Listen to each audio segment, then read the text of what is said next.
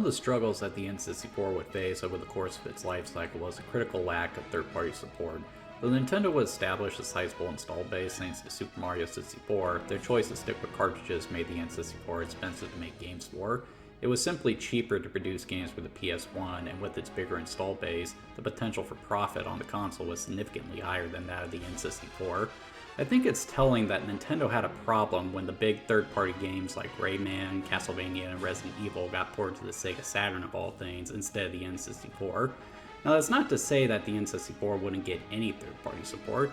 In fact, all three of the franchises I mentioned would land on the console later in its life cycle, but that was only after Nintendo introduced cartridges with larger storage capacity. Even then, the games would only be ported to the N64 if they were a major hit. Early on, however, Nintendo would get one franchise that they could hang their hat on.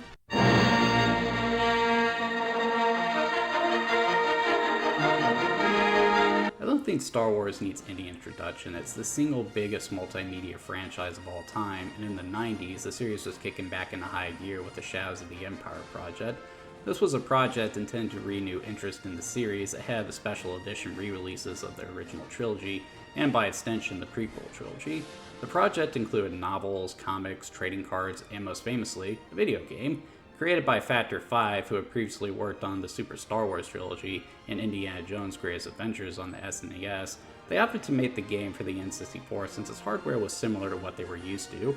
It was definitely a big get for the N64, and though the final product would receive mixed reactions upon its release, it was still a huge hit and would set the stage for a string of outstanding follow-ups.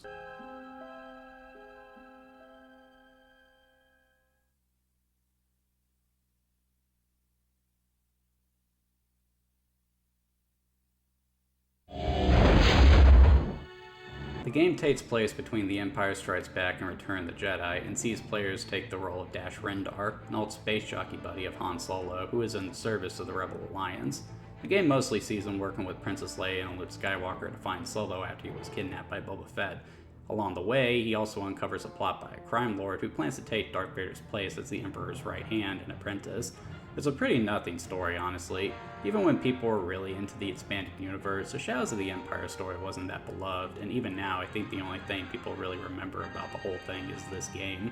Dash Rendar is a pretty bland character, and the villain isn't of note either. There's a lot of fan service though, as many of the famous Star Wars characters make appearances, but that's about all the game has going for it story-wise. The presentation doesn't impress that much either. All the games we have looked at thus far have wisely gone for stylization rather than realism, prioritizing colorful art design and smooth performance over graphical fidelity. Yeah, it didn't always work, but it at least allowed these games to age gracefully since they were designed with the hardware in mind rather than getting hung up on looking realistic. Shadows of the Empire goes for realism, and, well, I think the results speak for themselves. The character models are messy and at times awkwardly animated, the levels are uninspired, and it chugs big time. I also don't know if I just have a problem with my capture card or something, but the game has some awful dark patches. Look at this, I can't see a thing here. The only thing that still looks good are the pre-rendered cutscenes, but that sort of hurts the game too because it shows you what the developers wanted it to look like, making the in-game graphics appear all the worse. At the very least, it is still distinctly Star Wars. You see this game and you instantly know what franchise it belongs to, and that goes for the sound design as well. The iconic film score and all the iconic sound effects are here.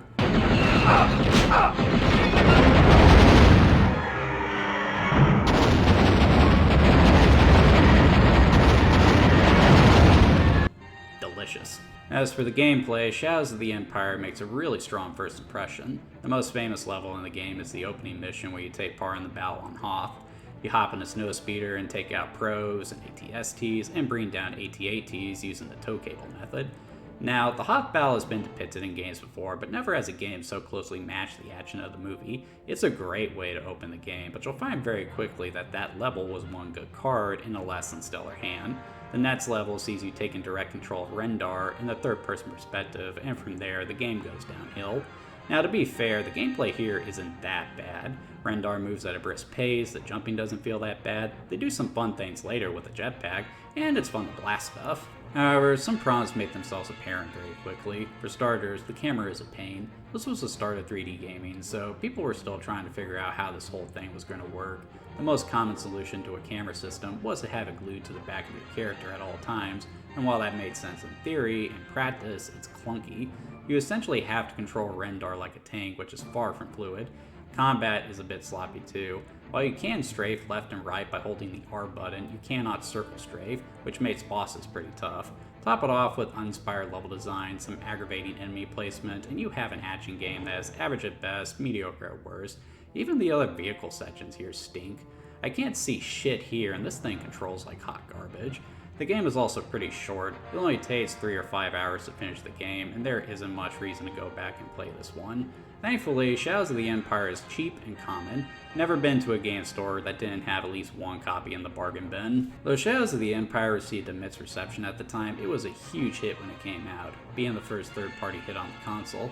It was so popular, in fact, that Nintendo would broker a deal with LucasArts for 3 games that would be exclusive to Nintendo consoles.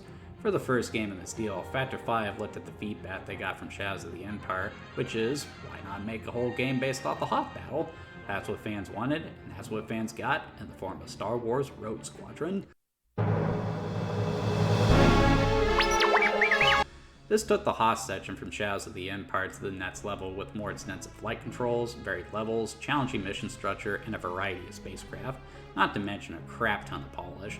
The result was one of the most critically acclaimed and successful games on the N64, and it would be followed by 2 sequels on the GameCube in the form of Rogue Leader and Rebel Strike. Fans of Rogue Squadron would do well to check out Battle for Naboo as well. It's basically a Rogue Squadron game that takes place during the Naboo conflict depicted in Episode 1. I'd also be remiss if I didn't mention Star Wars Episode 1 Racer. This was a racing game themed to the pod race from the Phantom Menace. Though it is fatally flawed due to its non-existent difficulty, it's still fun to play due to its intense sense of speed and creativity. It also holds greater significance to me as it was the first N64 game I ever played. Yeah, the N64 my aunt Sharon gifted me and my brothers was the Pod Race bundle. It's crazy to think that a Star Wars game was a pack-in title at one point. It really speaks to how big the release of Episode 1 was. This is also a good time to clarify that Star Wars was not exclusive to the N64. In fact, Pod Racer would be ported to the PlayStation 1 and Dreamcast. The PS1 would get plenty of its own Star Wars games as well, including a port of Dark Forces and the official video game adaptation of Episode 1. However, nothing that was released on the PS1 compared to what we were getting on the N64. To make a long story short, if you were a fan of the franchise, the N64 was the place to be.